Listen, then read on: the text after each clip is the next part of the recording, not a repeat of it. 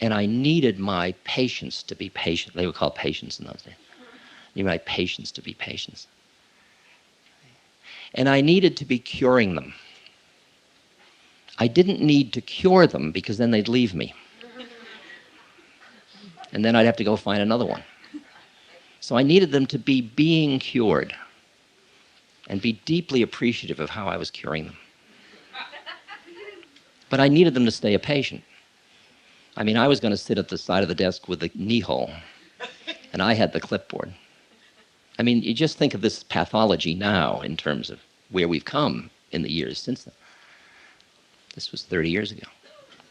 But I realize now, when I look at my dynamics, how punitive I was of somebody who came to me who was strong, who didn't really need me in that way, who wanted to become free.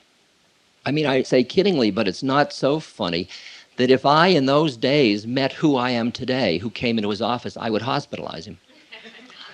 Because who I am now would be such a threat to who I was then. So I invite you to examine the way in which your identity with your roles and your personality dynamics are creating a very rigid system with other people, and whether or not you are using the relationships in a way to get free from that. First of all, do you realize you're entrapped in them? That is, I mean, I wrote a chapter in How Can I Help called Helper's Prison with Paul Gorman. And the way in which you get into helping because it makes you feel righteous, it relieves suffering, it's all good things. So you get into, I'm a helper. And I realized as I examined the dynamics of my own helping and the helping of the people around me, how disempowering this was to everybody else around them. How it needed helpless people to help. And I was seeing how you could give something to somebody in one way where you're identified with the giver, which forces them to be the receiver. Or you could give somebody to someone and yet not be caught in giving and receiving, but just be in shared awareness. It's like when I give these beads from my right hand to my left hand, the right hand didn't get caught in giving and the left hand didn't get caught in receiving. There was no giver, there was no receiver. And yet there was a giver and receiver. That's the key. There was no giver and receiver, and yet there was a giver and receiver. How do you play the roles? How do you have the needs without being trapped in them? And the first part of it is to realize you're in prison, to realize you are trapped. Not really, but you are thinking you're trapped. And what that appreciation does, and that's the appreciation of the nature of Dharma, what that appreciation does is it changes the way in which you look at your life experiences. It's the same thing about the issue of coming into your passion. Or as Alan Watts once said to me, Richard, you're too attached to emptiness. Meaning I was pushing away the form too much. And the form becomes the curriculum. The form is the projection of the mind. Which forms you see, that's your karma writ large. And the issue of extricating oneself from those clingings, not to be not in them, but to be in them and not in them. Now you have the possibility of being with other people who are not trapped, who are always in that spacious awareness. Ramana Maharshi's beautiful example, just very, always so simple and present and loving.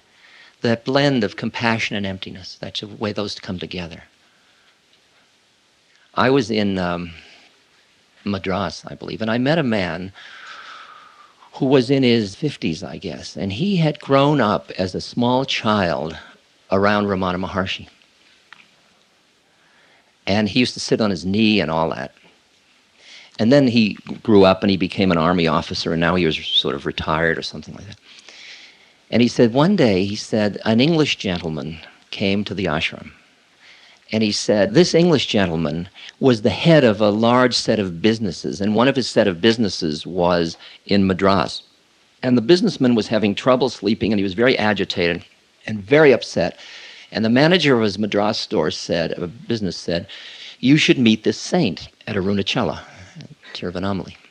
And so the Englishman agreed, and he flew over to India in a flying boat, as the story was told, whatever that means. I guess a seaplane. And he came to Madras, and his manager took him to see Ramana Maharshi, and he was going to stay there for several weeks. And he came into the hall, and the hall was silent. Everybody was sitting there. And he sat down, and nothing happened. Right? Now, this is a very successful businessman. And he started to get more and more agitated. And it was about 15 minutes before he couldn't stand it any longer. And he stood up, and he was like, I'm leaving here. This is silly. I can't spend my time this way. And Ramana Maharshi, who very rarely talked, said to him, Sir, before you leave, would you do me one favor? The man said, yes. Would you be kind enough to write a note to your wife? What a bizarre request. All right, if that's what you want. So they brought him paper and a pen, and he wrote, Dear Hilda, I didn't find what I wanted here. I'll be back on Tuesday. Did you water the plants? And has Doris gone to the dentist? Signed, Henry. And Ramana Maharshi held out the hand, and the note was getting, Ramana Maharshi folded it, and he put it up under his buttock, which was naked. And he said, would you be kind enough just to stay with me for 5 more minutes? The man said, all right. Sat down. And they sat there for 5 minutes. Then Ramana Maharshi got up, and he started to shuffle out of the room. And as he passed the man, he handed him the paperback. And then he went out of the room, and the man said, like, what kind of crap is this? What am I doing? I've come here. This guy's mad and insane. And he looks down at the paper, and it's on a different piece of paper. And he opens it up, and it says, Dear Harry, I'm sorry you didn't find what you want in India. I have watered the plants. Doris has gone to the dentist. I would write a longer letter, but the tall man with the turban who brought you a note is insisting I answer very quickly. Signed, Hilda. Now, those are cheating. Those are miracle stories. They're really not anything at all, but it's just fun to hear a story like that. Just to realize the game is played on many levels. Many levels. Shirdi Sai Baba, not Satya Sai Baba, but Shirdi, the old Baba. He was a miracle Baba. He said, I give people what they want so they'll want what I give. Because you realize that freedom has nothing really to do with miracles at all. Miracles are just reminding you that it's not the way you think it is. And that frees you a little bit to be able to wonder, how is it? When you wonder how is it, you're hooked.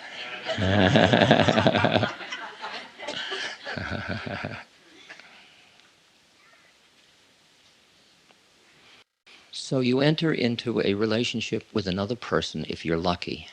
It could be a friend, it could be a partner, it could be a fellow employee, it could be somebody you meet once a month or once a week, go to study with or something like that. Will you enter in with the contract, let us help each other awaken. Let us help each other remember together. Let's use our relationship to remind ourselves that we're stuck, that we don't have to be stuck, that we are already free, we're just busy being stuck. And these are very, very precious relationships, and they are very rare. I wish there were more of them. I wish we all had them all the time, but they are rare. And a lot of people who say they'd like to enter into that don't really want to. They just want to be somebody who wants to want to enter into it. And that's most of us. Because you come to the point where you are so familiar holding on to who you think you are, your psychodynamics, that you take even the fancy contract to awaken and use it in the service of your psychodynamics.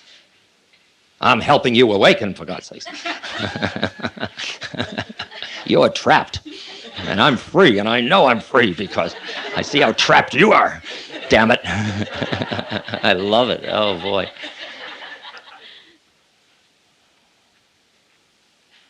I think when you're working with another person in being free together.